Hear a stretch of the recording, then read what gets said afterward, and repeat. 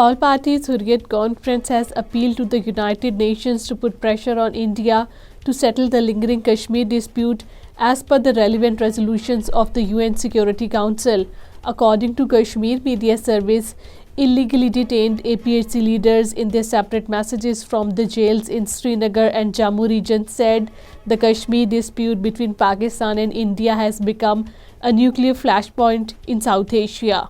Indian government has admitted that 701 cases of sedition and offensive against the state were registered from 2018 to 2022. According to Kashmir Media Service, the Indian Union Minister of State Nityanand Rai, in a written reply in the Lok Sabha, revealed that 5,023 cases were also lodged under the Unlawful Activities Prevention Act.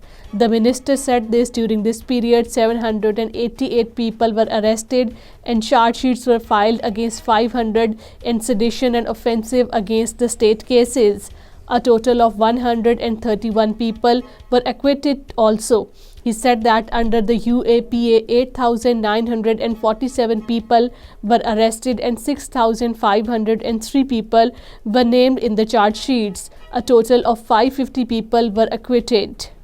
All parties Hurriyat conference leaders have paid rich tributes to the prominent martyred liberation leaders Muhammad Afzal Guru and Muhammad Maqbool Butt ahead of their martyrdom anniversaries.